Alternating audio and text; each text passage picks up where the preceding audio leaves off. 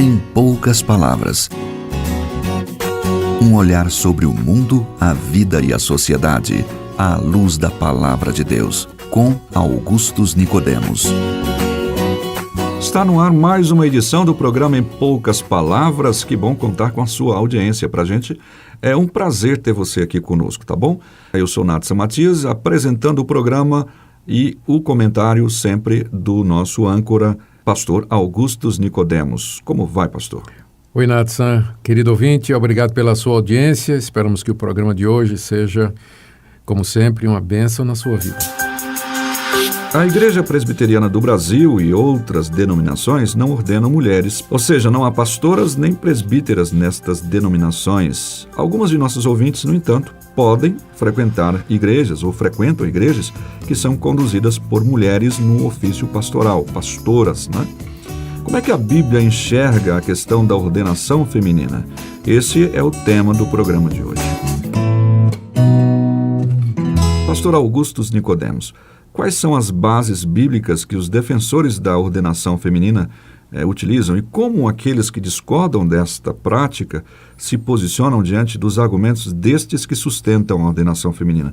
Mais ainda, por que elas não deveriam assumir este ofício ministerial tão complexo e permeado por difíceis, delicadas e peculiares obrigações? E você quer que eu responda tudo isso num programa só?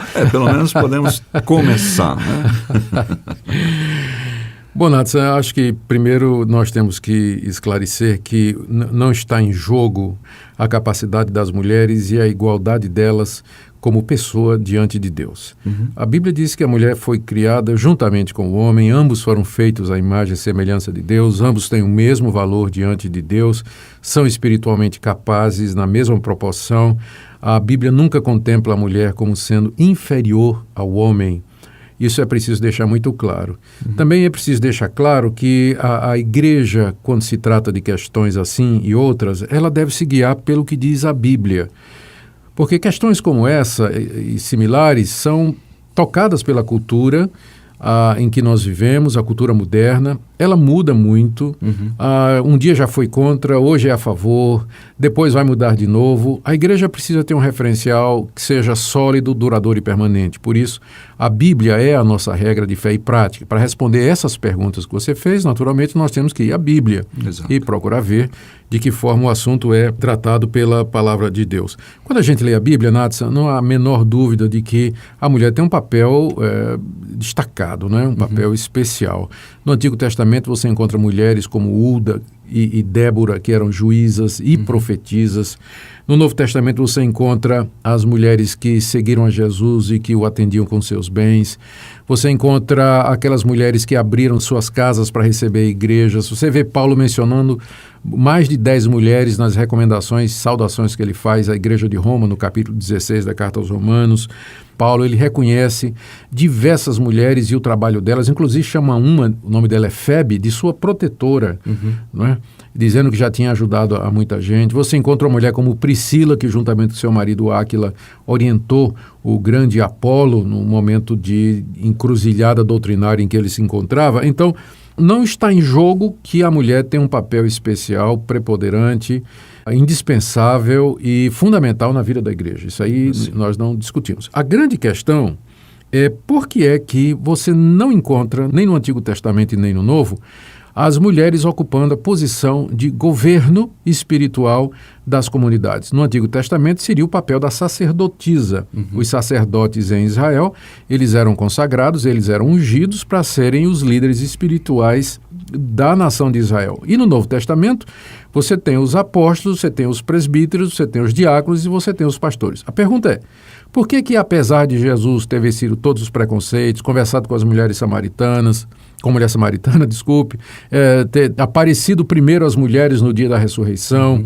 resgatou o papel delas na sociedade em que elas viviam. Por que apesar de tudo isso, você não encontra mulheres ocupando posição como apóstolas, bispas, presbíteras e pastoras no Novo Testamento? Sim. Por que você encontra o apóstolo Paulo dizendo que ele não permite que a mulher exerça uma função de autoridade, que ensine usando uma autoridade que pertence ao homem? Por que ele insiste que a mulher deve se portar na igreja como quem está debaixo de autoridade. Você tem esse 1 Coríntios 11, 1 Coríntios 14, você tem isso em Efésios capítulo 5, quando ele define o papel do homem e da mulher no casamento, você tem isso lá na primeira carta de Timóteo, no capítulo 2, várias passagens nos falam com clareza, ou nos revelam com clareza, que da perspectiva bíblica, o ministério feminino deve ser realizado, mas é vedado o exercício da autoridade espiritual consagrada e ungida por parte das mulheres. Sim. E a argumentação, Natsan, que é usada para justificar isso, é geralmente uma argumentação teológica. Porque você ouve o argumento, né? O pessoal dizendo, não, mas porque Paulo estava preso à cultura da sua época, Paulo estava refletindo o veso cultural da sociedade em que ele estava inserido. Mas é que toda vez que Paulo vai argumentar, ele apela ou para a teologia ou para a Bíblia. Por exemplo, quando ele vai dizer que a mulher tem que estar debaixo de autoridade, em 1 Coríntios capítulo 11, ele diz, Deus é o cabeça de Cristo, que é o cabeça do homem, que é o cabeça da mulher. Ou seja, um argumento baseado na Trindade. Sim. E que começa lá na Trindade e chega até a relação do homem e da mulher no que diz respeito ao contexto da igreja, né? Então, esse é um argumento doutrinário, não é um argumento cultural. No mesmo capítulo, ele diz que a mulher ela não pode estar ocupando essa posição de autoridade porque Deus primeiro fez o homem, depois é que fez a mulher. E a mulher foi feita por causa do homem e não o homem por causa da mulher. E que a mulher foi tirada do homem e não o homem da mulher. Então, Paulo vê na sequência da criação do homem e da mulher, conforme está escrito lá em Gênesis, já uma pré-ordenação divina no que diz respeito aos papéis diferentes que o homem e a mulher deveriam exercer, tanto no casamento quanto na igreja. Então, toda a argumentação de Paulo é teológica. Lá em 1 Timóteo 2, quando ele diz assim, não permito que a mulher ensine nem exerça a autoridade de homem, ele diz porque Adão não foi enganado, mas a mulher sendo enganada caiu em transgressão. Mas com isso ele não está dizendo então que a mulher seria mais ingênua? Não necessariamente, está dizendo que ela... Tem gente que usa esse versículo para isso, né? Mas essa é a interpretação machista. A interpretação correta é que a mulher, estando sob a orientação do seu marido lá no jardim, ela não deu ouvidos ao marido, ultrapassou o seu limite de comando e foi direto para a serpente para conversar com ela e assim acabou sendo iludida, né? Por isso que quando Deus veio dar o castigo do homem, da mulher e da serpente, disse à mulher que o desejo dela seria para o marido e que o marido haveria de dominar sobre ela. Então, do ponto de vista bíblico, o papel do homem e da mulher são diferentes, estabelecidos na criação, agravados por causa da queda. E, embora Cristo nos redima, ele seja o redentor da situação humana, contudo, esses papéis não são abolidos no Novo Testamento, né? Somos redimidos, o homem e a mulher são salvos da mesma forma pela graça, mediante a fé em Cristo Jesus, recebem dons espirituais equivalentes, contudo, o exercício do governo espiritual da igreja e do lar é para o homem cristão, é para o homem, não é? Então, essa é a razão pela qual as igrejas históricas, que levam a Bíblia muito a sério e que têm muito respeito pela Bíblia, entendem que, para seguir a Bíblia, nós não poderemos colocar esse fardo, porque acaba sendo um peso, sobre os ombros das nossas irmãs. Mas o governo das igrejas, a autoridade espiritual, ela tem que ser exercida pelo homem cristão qualificado. Além dessa questão da autoridade, como já foi colocado, bem defendido, Deus, nesse caso, preserva a mulher ao não permitir que ela assuma essa posição?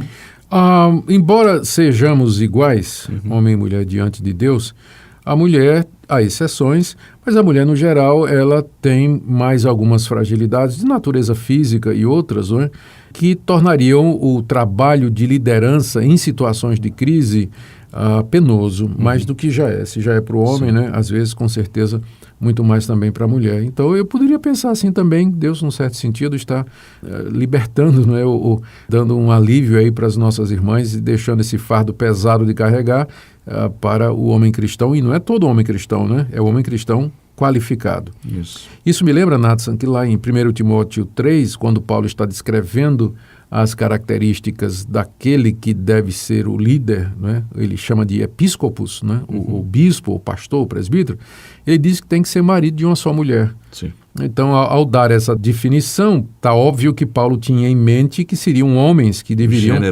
O gênero masculino que deveriam ocupar essa posição de autoridade e de liderança, não é? Então, essa é a resposta. Agora, eu quero, mais uma vez, lembrar, não há outro impedimento na Escritura a não ser esse. Da minha perspectiva, a mulher pode ensinar, ela pode liderar grupos dentro da igreja, ela pode trabalhar, ela pode evangelizar, ela pode fazer tudo que os demais fazem naturalmente, claro. Agora, a única vedação é com respeito ao ofício de pastor e de presbítero. Ok, então, em poucas palavras, obviamente, é um assunto bem mais amplo, complexo, mas eu acredito que você teve uma boa resposta para esse tema. Querendo saber mais sobre esse assunto, continue ouvindo os nossos programas, como a gente sempre diz, uma hora ou outra, assuntos que são colocados aqui acabam voltando em outros temas sendo aplicados aí. Nós vamos ouvir uma música e daqui a pouquinho a gente está de volta. Ó Senhor, quando será que a tua igreja provará restauração, restauração, restauração? Porque hoje o que acontece é que o teu povo padece desolação, desolação,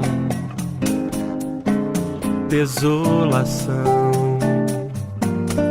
Quando o Senhor mudar a sorte de Sião, nós ficaremos como quem sonha, e a nossa boca cheia de riso. De novo, de novo, de novo. Ó Senhor, quando será que a tua igreja enfim terá consolação, consolação, consolação? Quando o Senhor mudar a sorte de Sião, nós ficaremos como quem sonha, e a nossa boca cheia de riso. De novo. Bem, chegamos ao final de mais uma edição do nosso Em Poucas Palavras. Hoje falamos sobre ordenação feminina, ou seja, a questão do ofício pastoral para as mulheres, refutando esta ideia, tá bom? Nós vamos colocar mais uma vez o nosso WhatsApp para sua participação, para sua interação, DDD 62 81 17 29 86. Queremos receber a sua participação, a sua opinião, e o programa tem sido bastante acompanhado aí pelo Brasil afora. Pastor Augusto. Muito obrigado, querido ouvinte, pela sua audiência. Até o próximo programa. Até. Se você deseja saber mais sobre esse e outros assuntos à luz da Palavra de Deus, domingo às 9 da manhã ou às 7 da noite. Será um prazer conhecê-lo pessoalmente. Primeira Igreja Presbiteriana de Goiânia, Rua 68, esquina com 71 Centro. Fone 3213-3320. www.pipg.org. Em poucas palavras. Um olhar sobre o mundo, a vida e a sociedade, à luz da Palavra de Deus. Apresentação, Nadson Matias. Comentário, Augustus Nicodemos. Um programa da Primeira Igreja Presbiteriana de Goiânia, Rua 68, esquina com 71 Centro. Visite o nosso site www.pipg.org. Apoio Seminário Presbiteriano Brasil Central, Goiânia.